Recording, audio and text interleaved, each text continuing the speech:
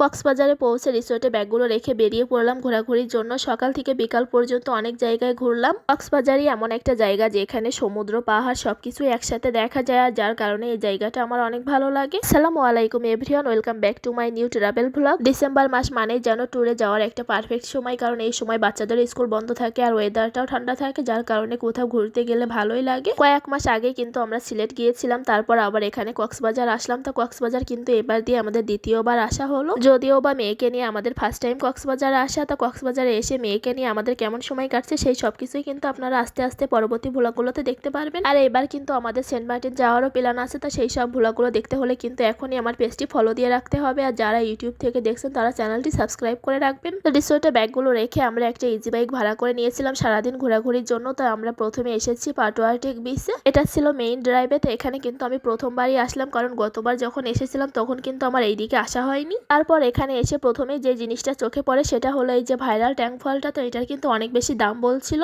তো ফেসবুকে আগে দেখতাম 20-30 টাকা, কিন্তু এটা 80 টাকা বলছিল। তারপর 80 টাকা দিয়ে একটা কেনা হয়েছে। তো আমার কাছে দামটা একটু বেশি মনে হয়েছে, তারপরেও কিছু করার নাই, এতদিন ধরে যেহেতু দেখছি একটু খেতেই হবে। তা প্রথমবার খেয়ে কিন্তু আমার তেমন একটা ভালোই লাগেনি। তারপর 2-1 বার নেওয়ার পর একটু ভালো লাগছিল। তা খুব বেশি একটা ভালো সেটা বলবো না। আর কক্সবাজারে আসলে কিন্তু প্রচুর সুপারি গাছ দেখতে পাওয়া যায়। তো এখানে কিন্তু খুব সুন্দর সুন্দর সুপারি পাওয়া যায়। তারপর আমরা চলে আসলাম ইনানির দিকে। তো ইনানির দিকে একটা বিচে আমরা নামলাম। তো এখানে আমরা কিছুটা সময় হাঁটাহাঁটি করছিলাম। সকাল সকাল এই বিচের পরিবেশটা কিন্তু একদম শান্ত ছিল, কারণ এইদিকে কিন্তু তেমন মানুষ থাকেই না।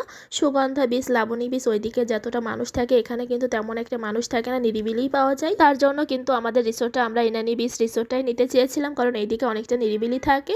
তারপর আর নেওয়া হয়নি, কারণ আমরা যেহেতু সেন্ট মার্টিন যাবো আর ওইটা কিন্তু কক্সবাজার থেকেই জাহাজে উঠতে হবে। আমাদের জাহাজ ছিল 7টার সময়, আর এখান থেকে যেতে কিন্তু অনেকটা সময় লাগবে, যার কারণে আমরা আর এইদিকে রিসোর্ট নিইনি। তার জন্য আমরা কিন্তু সুগন্ধা বিচের ওইদিকে রিসোর্টটা নিয়েছি। আর এখানে কিন্তু আমরা ঝিনুকও কুড়াচ্ছিলাম। ইনানিতে সামনে যে জেটি ঘাটটা দেখা যাচ্ছে ওখান থেকেই কিন্তু সেন্ট মার্টিনের উদ্দেশ্যে আগে জাহাজ ছাড়া হতো, কিন্তু এখন আর ছাড়া হয় না। সেন্ট মার্টিনের উদ্দেশ্যে জাহাজগুলো কিন্তু এখন কক্সবাজার থেকে ছাড়া হয়। তো ওই ভিডিওগুলো কিন্তু আপনারা পরে দেখতে পারবেন। সামনে যারা সেন্ট মার্টিন যেতে চান তাদের জন্য আশা করছি ভিডিওগুলো অনেক হেল্পফুল হবে। তারপর আমরা চলে আসি সেই ফেসবুকের ভাইরাল দোলনার এখানে। তো এটাতে কিন্তু ছিল ইনানির আশপাশেই। এখানে কিন্তু এরকম ঝাউ গাছে এরকম দোলনা বাঁধা থাকে। তো এখানে কিন্তু দোলনায় উঠতে গেলে টাকা দিতে হয়।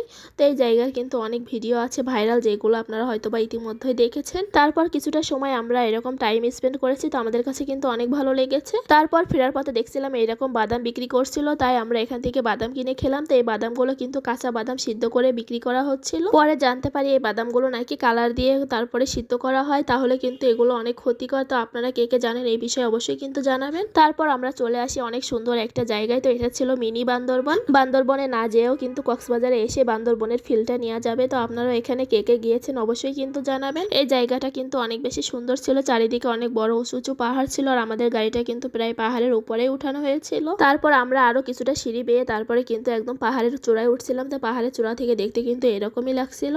আর এই ভিডিওগুলো কিন্তু মেয়ের বাবাই আমাকে করে দিয়েছিল, কারণ আমি এখানে আসছিলাম না, আমি একটু নিচেই ছিলাম। পাহাড়ের উপরে এসে কিন্তু এরকম শসা তারপর বড়ই আনারস বিক্রি করা হচ্ছিল। তো আমরা কিন্তু নিচ থেকেই খেয়ে নিয়েছিলাম। পাহাড়ি আনারসটা অনেক বেশি মিষ্টি ছিল, তো আমাদের সবার তো অনেক ভালো লাগছিল। তারপর আমরা চলে আসি আরেকটা জায়গায়। তো রিক্সা চালক বলছিল যে এটা ছিল কাঁকড়ার বীজ। তারপর আমরা এখানে আসি কাঁকড়া দেখার জন্য। তো আমরা কিন্তু কাঁকড়া এখানে দেখতে পাইনি, কারণ অনেক বেশি মানুষ ছিল। যদিও আমার কাঁকড়া দেখার অনেক ইচ্ছা ছিল, কিন্তু এবার আর দেখা হয়নি। তারপর এখান থেকে আমরা এরকম মালা কিনে নিলাম। এখানে 20 পিস ছিল, আমাদের কাছ থেকে 100 টাকা নিয়েছে।